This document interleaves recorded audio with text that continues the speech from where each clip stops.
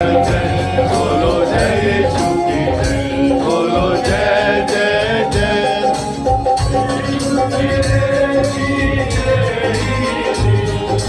मन में भर दे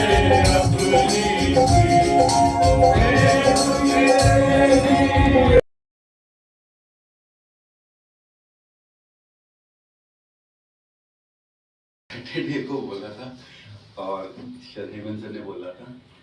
बड़ा मुश्किल होता है कई बार ऐसे, क्योंकि आदमी बहुत शेड्यूल में बिजी होता है, लेकिन प्रभु के लोगों को हमेशा तैयार रहना चाहिए।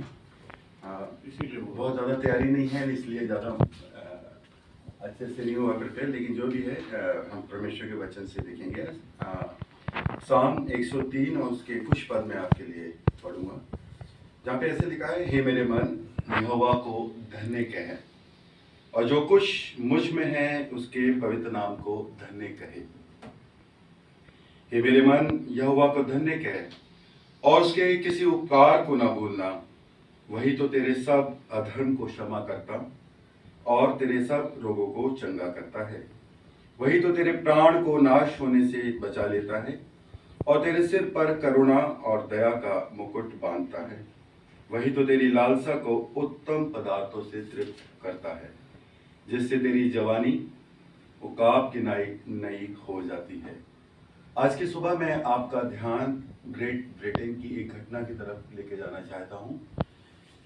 एक लेडी अपने छोटे बच्चे को लेकर एक गांव से दूसरे एक गांव को जा रही थी। शाम का समय था और अचानक ही जो है आंधी और तूफान, बर्फीला तूफान शुरू हो गया और वो जो लेडी थी वो रास्ता भटक गई।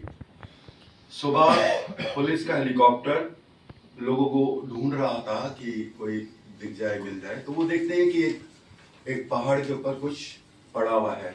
हेलीकॉप्टर नीचे उतरता है और वो देखते हैं कि एक स्त्री की लाश है।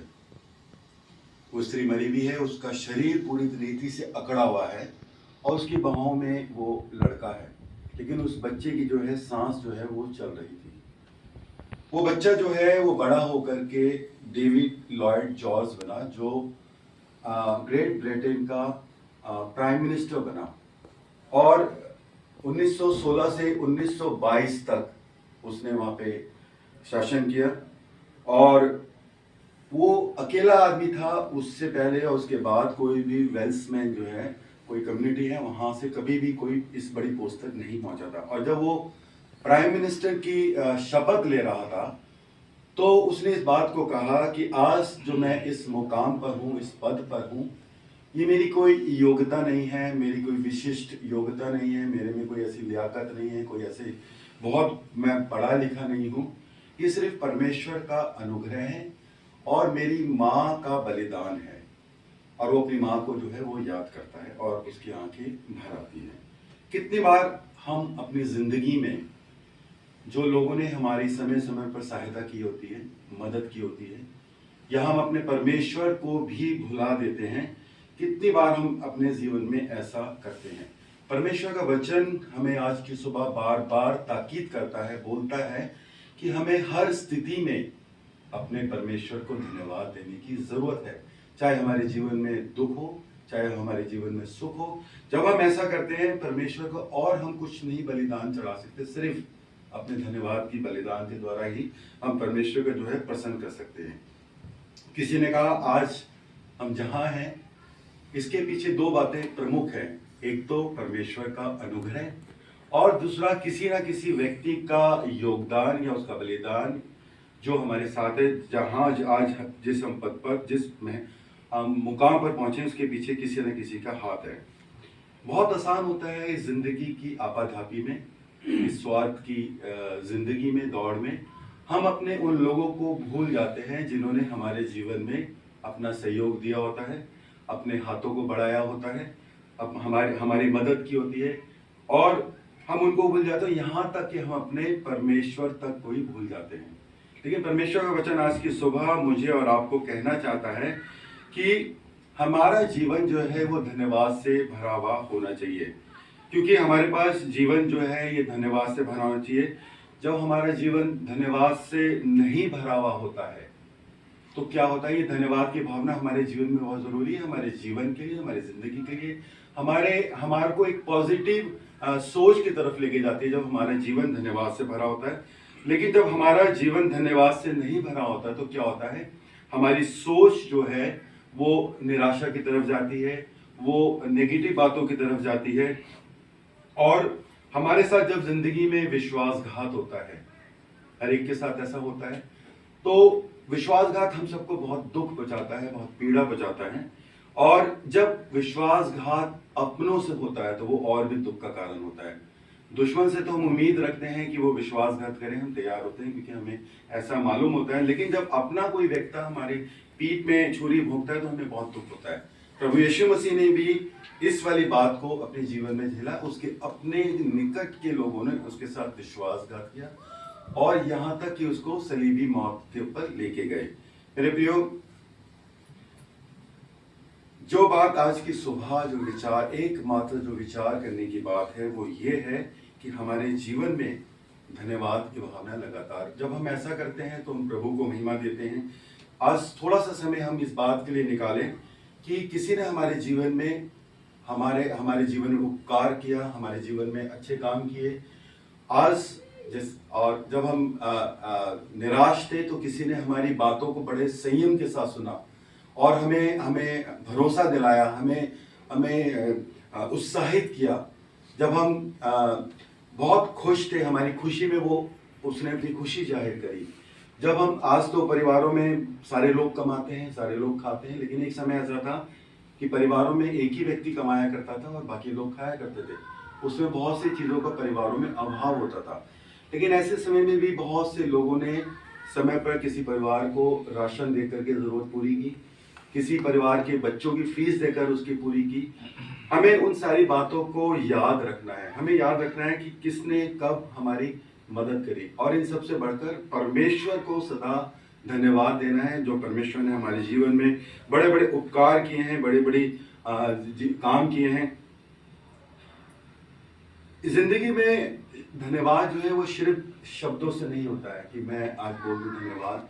वो धन्यवाद की भावना हमारे जीवन से झलकनी चाहिए। आज जिस पद पर हम अपने शब्दों के द्वारा उस पद पर नहीं आए हैं, हम अपने कामों के द्वारा और अपने व्यवहार के द्वारा हम जाने और पहचाने जाते हैं।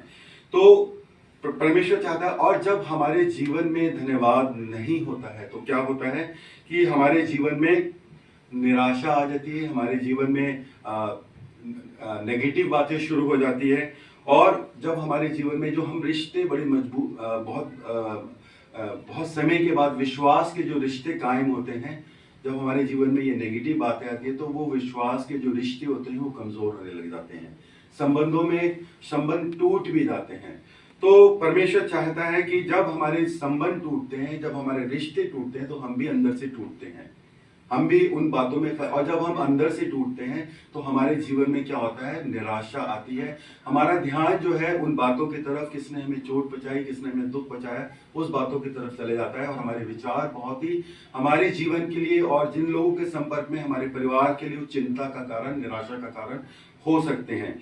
और जब निराशा का कारण होते हैं तो हमारा ध्यान जो है बहुत ही गलत सोच की तरफ भी जाता है। जब हम निराश होते हैं, जब हमारे विचार नेगेटिव होते हैं तो हमारा विचार, बहुत नेगेटिव विचार भी हमारे समय में आते हैं। हम अपने यदि देश का इतिहास देखें तो ये देश बहुत अच्छा था, लेकिन समय के साथ साथ लोगों में असहमतियां बनी, लोगों में विचारों का मतभेद हुआ, जिसके बाद यहाँ पे तनाव का माहौल बना, जिसके बाद यहाँ पर कह लीजिए आप प्रेम खत्म हुआ और एक दूसरे के लोग दुश्मन बन गए और युद्ध हुआ, लड़ाई हुई, और उसके बाद जो है हजारों लोग बेघर हो गए और मारे भी गए, और आज भी वो चल रहा है। और ये कहाँ से शुरू हुआ? पहले तो सब कुछ ठीक था, पहले तो आपस में सब कुछ ठीक था। ये जब हमारे सोच और विचार जो गलत राह पे दिशा में चले जाते हैं तब हमारे जीवन में ये बात होती है। तो परमेश्वर में यदि हम धन्यवाद में बने रहेंगे, हमारे जीवन से धन्यवाद झलकता रहेगा। आज हम देख रहे हैं हमारे बच्चे भी कहते हैं कि माँ बाप जो कर रहे हैं ये तो उनकी जिम्मेदारी थी, ये कोई कुछ खास नहीं कर रहे हैं, ये उनकी सोच आ रही है। जबकि ग्रेटिट्यूड जीवन में इतना जरूरी है, क्योंकि ना हम इससे सिर्फ अपने जीवन को आशीष लेके आते हैं, बल्कि हम परमेश्वर को भी महिमा देते हैं और हमारे जीवन से बहुत सारे लोग भी जो हैं वो आशीष पाते हैं। जब व्यक्ति के जीवन में धन्यवाद चला जाता है, जैसे हमने बताया, वो कहाँ चले जाता है।